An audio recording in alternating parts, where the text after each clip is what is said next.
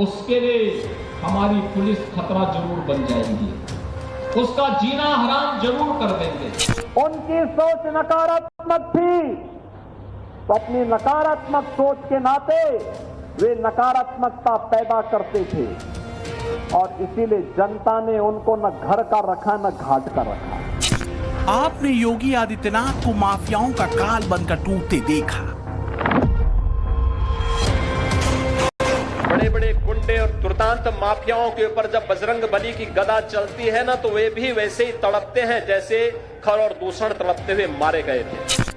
योगी का बुलडोजर गुंडे मवालियों पर किस तरह भारी पड़ रहा है, आपने ये भी देखा। अगर कोई औरंगजेब को अपना आदर्श बांध करके चलेगा तो इस सामने बुलडोजर उसी के लिए खड़े हैं। बटे थे तो बटे थे, बटे थे तो अब पटना में एक रहेंगे। मगर पहली बार मुख्यमंत्री योगी पर योगी आदित्यनाथ की भविष्यवाणी सुनेंगे।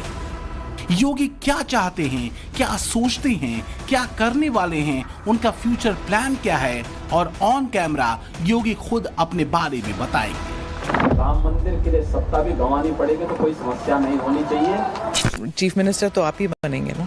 नहीं, मैं क्यों बन सकता हूँ? भारतीय जनता पार्टी का कोई भी कार्यकर्ता बन सकता है। एक संत और एक योगी सत्ता का गुलाम नहीं होता है, बल्कि वह अपने कदमों पर उन्हें चलने के लिए मजबूर करता है। 1998 में पहली बार सांसद बनने वाले योगी आदित्यनाथ को गोरखपुर से लखनऊ तक पहुंचने में 19 साल लग गए। बतौर मुख्यमंत्री शुरुआती सालों में योगी ने अपनी इमेज मजबूत की, मगर अब आगे क्या, ये चर्चा बहुत जोरों पर है, क्योंकि सत्ता के लिए टकराव को टालने की कई कोशिशें करते दिखे हैं योगी आदित्यनाथ, वो भी एक नहीं कई बार। तीसरी बार के लिए भी आप कोशिश करेंगे? मैं कोशिश नहीं करूंगा, हमारी पार्टी कोशिश करेगी। पर चीफ मिनिस्टर तो आप ही बनेंगे ना? नहीं, मैं क्यों बन सकता हूँ? भारतीय जनता पार्टी का कोई भी कार्यकर्ता बन सकता है। उस नौकरशाही में एक बड़ा वर्ग ऐसा था जो कहता था कि मुख्यमंत्री के रूप में अयोध्या जाने से विवाद खड़ा होगा। अब ने कभी विवाद खड़ा होता तो होने दीजिए, लेकिन अयोध्या के बारे में कुछ सोचने की आवश्यकता है। फिर एक वर्ग ऐसा था जिसने कहा कि आप जाएंगे फिर राम मंदिर की बात होगी। तो मैंने कहा कौन हम सत्ता के लिए आए हैं, राम मंदिर के लिए सत्ता भी गंवानी पड़ेगी तो कोई समस्या नहीं होनी चाहिए। तो सवाल है कि क्या योगी 2027 में कोई बड़ा फैसला लेंगे? वो लखनऊ में रहेंगे या फिर उनके ज़हन में कोई और प्लानिंग है? क्योंकि पहले योगी ने खुद को यूपी तक सीमित कर रखा हुआ था। उनका कारवां नोएडा आते आते रुक जाया करता था, मगर अब योगी ने दिल्ली तक का सफर तय करना शुरू कर दिया है। 8 मार्च को योगी ने बीजेपी अध्यक्ष जेपी नड्डा से मुलाकात की थी। 10 जनवरी को योगी दिल्ली में प्रधानमंत्री नरेंद्र मोदी से मिले थे। 7 जनवरी को गृहमंत्री अमित शाह से उनकी मुलाकात हुई। दिसंबर महीने में प्रयागराज महाकुंभ के लिए न्योता देने दिल्ली आए थे। नवंबर और अक्टूबर महीने में 2 बार वो जेपी नड्डा से मिले। 2024 के लोकसभा चुनाव के नतीजे आने के बाद यूपी के मुख्यमंत्री योगी आदित्यनाथ का दिल्ली आने का सिलसिला अचानक बढ़ सा गया। उसके बाद महाराष्ट्र और हरियाणा में भारतीय जनता पार्टी को प्रचंड जीत मिली और उसके बाद दिल्ली और योगी के बीच में नजदीकियां बढ़ती गई। अब लगातार यूपी के मुख्यमंत्री योगी आदित्यनाथ संगठन के कार्यक्रम में हिस्सा लेने के लिए, सांस्कृतिक कार्यक्रमों में हिस्सा लेने के लिए और पॉडकास्ट के लिए दिल्ली आते रहते हैं। सियासी गलियारे में तस्वीरों के जरिए मायने निकाले जा रहे हैं।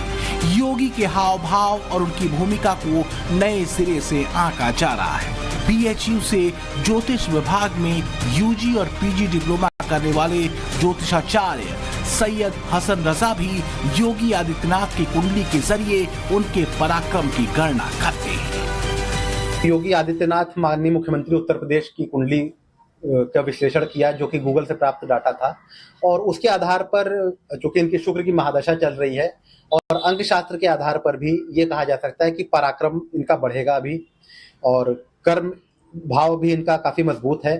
तो कहीं ना कहीं आने वाला जो समय है इनके लिए और उच्च पद की ओर अग्रसर रहेंगे ये। और हमारे तो मन में एक बात आती, कहो तो कह दें, हम तो चाहते हैं कि बाबा दिल्ली चले जाए, केशव जी उत्तर प्रदेश संभाल जाए। और निश्चित मेरे मन में जो आता है वो पूरा भी होता है साथियों। ये दिन एक दिन जरूर आएगा, आप देख लीजिएगा, इतिहास गवाह बनेगा।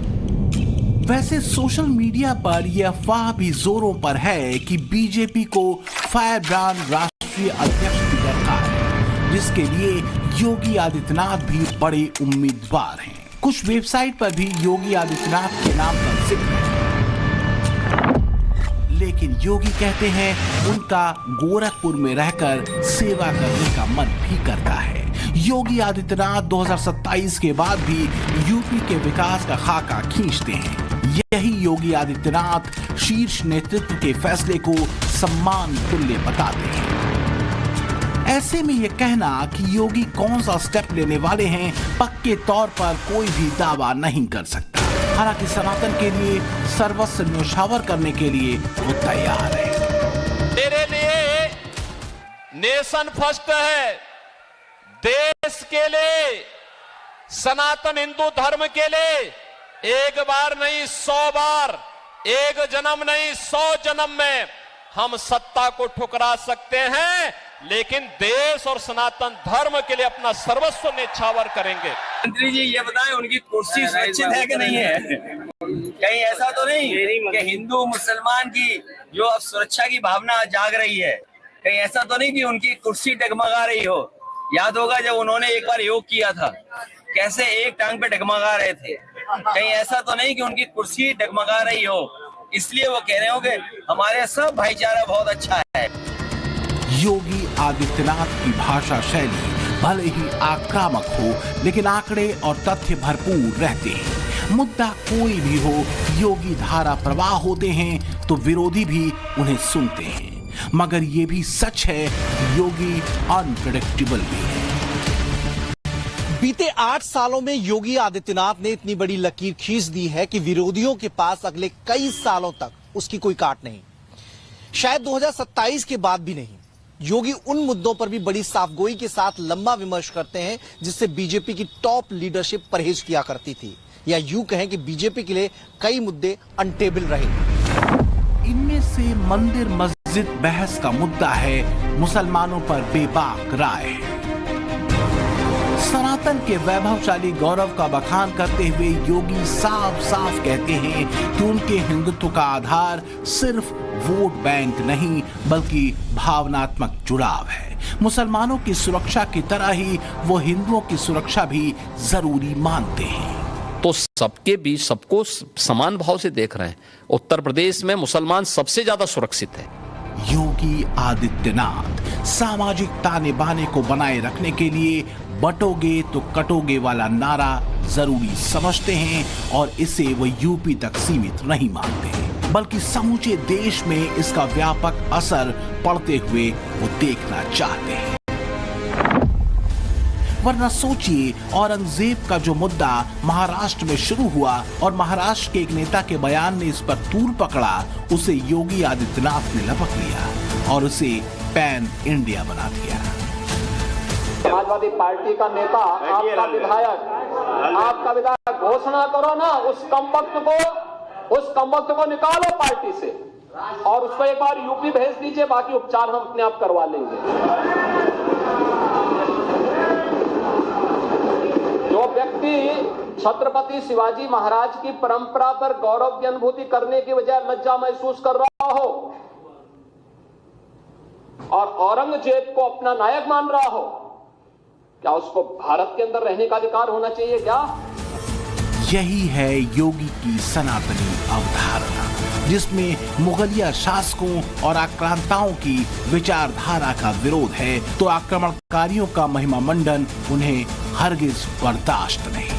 अखंड भारत में अपनी स्वीकार्यता के लिए योगी हर उस मुद्दे को अपनी तरफ खींच रहे हैं जिसका सीधा संबंध हिंदुत्व से है। सही मायने में राणा सांगा का मुद्दा राजस्थान के लिए बड़ा था, लेकिन समाजवादी पार्टी के सांसद रामजीलाल सुमन ने योगी को हमलावर होने का मौका दिया। आगरा में रामजीलाल सुमन के घर पर करनी सेना का रिएक्शन हुआ वो अलग बात है, लेकिन योगी ने अपने हिसाब से देश के इतिहास पुरुष और हिंदू विरोधियों की व्याख्या की। राणा सांगा के इतिहास को अगर इन्होंने पढ़ा होता, वो महान योद्धा जिसके शरीर के घाव इस बात को बताते थे कि इन्होंने भारत की धर्म और संस्कृति को बचाने के लिए उस समय किस प्रकार के पराक्रम का परिचय दिया था। ये महाराणा प्रताप, महाराणा सांगा, छत्रपति शिवाजी महाराज और गुरु गोविंद सिंह के बारे में ये लोग बताएंगे? इतिहास के बारे में लोग क्या जानते हैं? जो औरंगजेब और बाबर की पूजा करते हो, जो जिन्ना को अपना आदर्श मानते हो, इन लोगों से इसकी उम्मीद नहीं की जा सकती। योगी के शब्दकोश में सनातनी संस्कृति के लिए मुखरता है तो किसी भी नैरेटिव या शंकाओं का समाधान भी है। ऐसा भी नहीं है कि मस्जिद, मंदिर, बहस में बातचीत के दरवाजे योगी के हिसाब से बंद हैं। वो अयोध्या, फिर काशी और मथुरा की तरह संभल के लिए भी जज्बात जाहिर करते हैं तो कानूनी प्रक्रियाओं का भी पालन करते हैं। हालांकि एक रास्ता आपसी समझौते का भी उन्होंने सुझाया है। कर रहे हैं। अगर कानून के दायरे में रह रहे हैं तो फिर आप मथुरा की बात क्यों उठा रहे हैं? मथुरा की बात क्यों नहीं उठानी? मथुरा श्री कृष्ण की जन्मभूमि नहीं है क्या? पर वो तो अब कोर्ट में है ना। कोई कोर्ट का ही आदेश पालन कर रहे हैं ना, तो अब तक तो वहां बहुत कुछ हो गया होता। उन्होंने कहा कि आप कौन हैं, मैं जानना चाहता हूं। उन्होंने कहा कि जिस ज्ञान व्यापी की साधना के लिए, दुर्भाग्य से वो ज्ञान व्यापी आज लोग उसको दूसरे शब्दों में मस्जिद कहते हैं, लेकिन वो ज्ञान व्यापी साक्षात विश्वनाथ ही है। जिस ज्ञान व्यापी की उपासना के लिए आप केरल से चल करके यहां आए हैं, मैं उसका साक्षात स्वरूप विश्वनाथ हूं। मुख्यमंत्री योगी आदित्यनाथ ज्ञानवापी में झांकी के दर्शन कर चुके हैं। ये दौरा उन्होंने ज्ञानवापी परिसर में व्यास जी के तहखाने में पूजा अर्चना के आदेश के बाद किया था। वाराणसी के नॉनस्टॉप दौरे इस बात की तरफ मुहर लगाते हैं कि योगी के लिए ज्ञानवापी क्या मायने रखता है। ज्ञानवापी वाले काशी में योगी के दौरे को लेकर मैं आपको जानकारियां देता हूं। औसतन 21 दिन में काशी पहुंचते योगी आदित्यनाथ बतौर सीएम सबसे ज्यादा वाराणसी के दौरे करने वाले मुख्यमंत्री हैं। शुरुआती 6 साल में 100 बार बाबा विश्वनाथ के दर्शन किए थे योगी आदित्यनाथ ने। फरवरी 2024 में व्यास जी के तहखाने में उन्होंने झांकी भी देखी थी। योगी भविष्य में क्या करेंगे, कौन सा प्लान बनाया है, ये उनसे बेहतर कोई नहीं जानता। 2027 के चुनाव के बाद की रूपरेखा सिर्फ योगी ने अपने मन में तैयार की है। हालांकि योगी की रणनीति का एक सिरा बहुत हद तक लखनऊ से 780 किलोमीटर दूर नागपुर से भी जाकर जुड़ता है। योगी आदित्यनाथ के राजनीतिक सफर में आरएसएस के संस्थागत ढांचे का कोई रोल नहीं रहा है। गोरखपुर में मठ में रहने के दौरान ही योगी आदित्यनाथ ने हिंदू युवा वाहिनी की स्थापना की थी। हालांकि जो इसकी विचारधारा थी वो आरएसएस से भिन्न थी, लेकिन 2017 आते आते इसमें बड़ा बदलाव हुआ। हिंदुत्व के मुद्दे पर उसकी जो आक्रामकता थी वो संघ के इर्द गिर्द कहीं न कहीं घूमने लगी, और फिर इसमें जो कानून का सख्ती से किस तरीके से पालन कराया जाए, इसमें योगी आदित्यनाथ की जो सख्त छवि थी उसका अहम रोल रहा। कहने वाले तो कहते हैं कि योगी को मुख्यमंत्री बनाने में संघ का ही योगदान था। 2022 का यूपी चुनाव योगी के ही चेहरे पर लड़ा जाएगा, इस पर संघ की सहमति थी। और 2024 के लोकसभा चुनाव में यूपी में कमजोर प्रदर्शन के बाद भी योगी की छवि पर असर नहीं पड़ा, तो इसकी वजह योगी को संघ का सपोर्ट माना जाता है। मथुरा में आरएसएस नेताओं और योगी की 45 मिनट तक बंद कमरे में हुई मीटिंग तस्दीक करती है कि योगी और संघ का रिश्ता क्या कहलाता है। कहा तो यह भी जाता है कि गोरखपुर में भी ऐसी मुलाकात हुई थी, जिसे कईयों ने यह कहकर इनकार कर दिया कि ऐसा कुछ नहीं हुआ। हालांकि किसी ने इसका डिनायल भी नहीं किया था। संघ को समझना इतना सरल नहीं है। संघ के काम को समझने का प्रयास करना चाहिए। और संघ स्वयं तो एक पर्पज ऑफ लाइफ जिसको कहे, इसके विषय में आपको एक अच्छी दिशा देता है।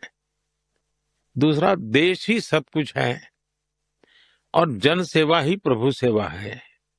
ये जो हमारे वेद काल से जो कहा गया है, जो हमारे ऋषियों ने कहा, जो विवेकानंद ने कहा, वही बातें संघ के लोग करते हैं।